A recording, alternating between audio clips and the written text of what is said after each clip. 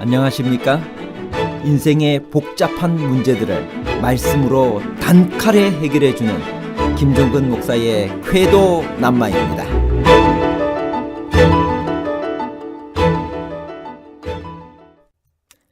구약에는 양을 잡아 제사 드렸는데 오늘날에도 그렇게 제사를 드려야 하나요? 돼지고기, 새우, 조개 이런 종류의 것들을 먹어도 괜찮을까요? 아니면 그러한 것들은 금지되어서 먹지 말아야만 할까요? 레위기 11장과 신명기 14장에 기록된 음식에 관한 규례들은 예식법의 일부이므로 다른 예식법들과 함께 폐지된 것이 아닌가요? 아직도 그와 같은 음식법을 지키는 것은 고루한 유대주의로 돌아가거나 행함으로 말미암는 구원을 얻으려는 율법주의에 매달리는 것이 아닐까요? 만약 여전히 그 음식법을 지킬 필요가 있다면 그 이유는 무엇일까요? 의식법과 건강법에 관한 복잡한 문제를 하나님 말씀의 가르침으로 명쾌하게 해결해 드리겠습니다. 레위기에는 특별히 4가지 법이 나옵니다. 첫 번째, 도덕법, 십계명입니다. 십계명으로 대표되는 구약의 도덕법은 10가지 항목들로 구성되어 있으며 두 돌판에 기록되었는데 처음 돌판에 기록된 넷은 인간과 하나님 사이의 관계를 규정하는 것들이고 다른 돌판에 기록된 나머지 6은 인간과 인간 사이의 관계를 규정하고 있습니다. 두 번째는 의문의 율법, 의식법입니다. 의문의 율법은 제사제도에 관한 것입니다. 이 의식적인 율법은 그리스도의 죽으심으로 완전히 폐지되고 말았습니다. 에베소 2장 15절에 그렇게 기록하고 있죠. 그러면 언제 이 의식법은 폐지되었을까요? 그리스도께서 십자가에서 운명하실 때 마태복음 27장 51절에 보면 성소 휘장이 위로부터 아래까지 찢어져 버림으로 완전히 폐지되었습니다.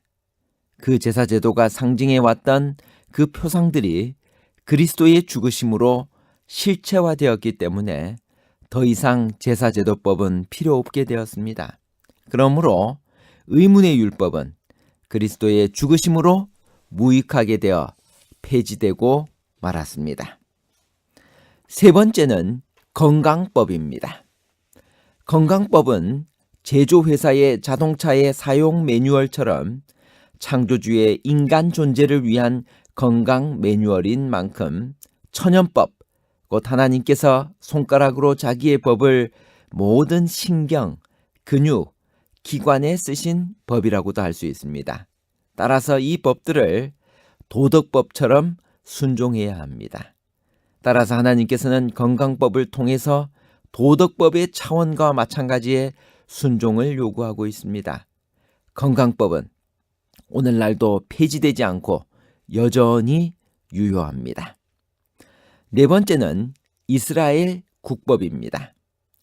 이스라엘의 국법은 십계명의 원칙들을 당대의 상황에 맞추어 제정한 것입니다. 오늘 이 시대의 문화 및 사회제도에 그대로 적용할 수는 없지만 십계명의 원칙들을 당대 팔레스타인의 상황에 맞추어 적용시켜 제정한 것으로 의식법과는 다릅니다.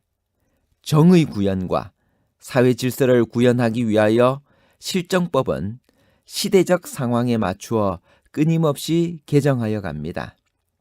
따라서 이스라엘 국법이 폐지되었다고 말하기보다는 그 원칙 구현이 이어지고 있다고 보아야 합니다. 오늘날 사람을 죽인 자에 대하여 형사상 책임을 부과하는 제도는 이스라엘이나 우리나라가 모두 같습니다. 도둑질한 자에 대한 처벌도 마찬가지입니다. 국법은 십계명 도덕률 준행을 보호하는 가변적 울타리 역할을 하고 있습니다. 하나님은 우리의 건강에도 관심을 가지고 계실까요? 요한 3서 1장 2절 사랑하는 자여 내 영혼이 잘됨 같이 내가 범사에 잘되고 강건하기를 내가 간구하노라. 하나님은 우리의 건강에 관심을 가지고 계십니다. 왜 우리는 우리의 몸을 건강하게 보존해야 할까요? 고린도전서 3장 16절. 너희는 너희가 하나님의 성전인 것과 하나님의 성령이 너희 안에 계시는 것을 알지 못하느냐. 우리가 우리의 몸을 건강하게 보존해야 하는 이유는 우리의 몸이 하나님의 성전이기 때문입니다. 건강한 몸을 위하여 우리는 어떠한 태도를 가져야 할까요? 고린도전서 9장 25절.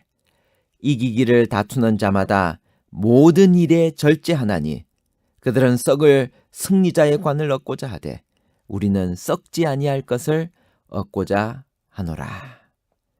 건강한 몸을 위하여 우리는 절제해야만 합니다. 하나님께서 에덴에서 우리에게 주신 식물은 무엇일까요? 창세기 1장 29절. 하나님이 이르시되 내가 온 지면에 씨 맺는 모든 채소와 씨 가진 열매 맺는 모든 나무를 너희에게 주노니 너희의 먹을거리가 되리라.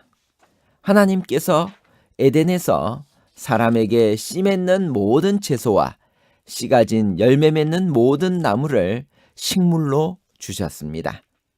하나님은 에덴에서 사람은 들판과 나무의 소출들, 바꾸어 말하면 곡식과 견과와 과일을 먹고 동물들은 푸른 풀, 곧 야채나 푸른 식물과 풀을 먹고 살라고 하셨습니다. 하나님은 언제부터 인간에게 육식을 허락하셨을까요? 창세기 9장 3절. 모든 산 동물은 너희의 먹을 것이 될지라 채소같이 내가 이것을 너희에게 주노라. 하나님이 인간에게 동물의 고기를 먹도록 허락하신 것은 홍수 후의 일이었습니다. 홍수로 말미암아 인간이 먹을 것이 없었기 때문입니다. 짐승 중 우리가 먹을 수 있는 것의 기준은 무엇일까요? 레위기 11장 3절. 모든 짐승 중 굽이 갈라져 쪽발이 되고 새김질하는 것은 너희가 먹되. 짐승 중 우리가 먹을 수 있는 것은 굽이 갈라져 쪽발이 되고 새김질하는 것입니다. 예를 들면 소, 양, 염소와 같은 짐승은 우리가 먹을 수 있습니다. 물에 있는 것 중 우리가 먹을 수 있는 것의 기준은 무엇일까요? 레위기 11장 9절. 물에 있는 모든 것 중에서 너희가 먹을 만한 것은 이것이니 강과 바다와 다른 물에 있는 모든 것 중에서 지느러미와 비늘 있는 것은 너희가 먹되. 여러분, 물에 있는 것 중에 우리가 먹을 수 있는 것의 기준은 지느러미와 비늘 있는 것입니다. 예를 들면 붕어나 잉어류, 조기, 고등어 같은 비늘과 지느러미가 모두 있는 어류에 대해서만 먹을 수 있도록 허락하고 있습니다. 곤충과 땅에 기는 것에 관하여는 성경이 무엇이라고 말하고 있나요? 레위기 11장 20절에서 21절에 있는 말씀을 제가 읽어드리겠습니다. 날개가 있고 네 발로 기어다니는 곤충은 너희에게 가증하되 오직 날개가 있고 네 발로 기어다니는 모든 곤충 중에 그 발에 뛰는 다리가 있어서 땅에서 뛰는 것은 너희가 먹을지니라. 예를 들면 메뚜기 같은 것은 우리가 먹어도 괜찮은 것입니다. 결론입니다. 첫 번째, 의문의 율법은 십자가에서 그리스도의 죽으심으로 완전히 폐지되고 말았습니다. 에베소 2장 15절과 골로새 2장 14절에 그렇게 기록하고 있습니다. 두 번째, 레위기 11장과 신명기 14장의 건강법은 오늘날도 폐지되지 않고 여전히 유효합니다.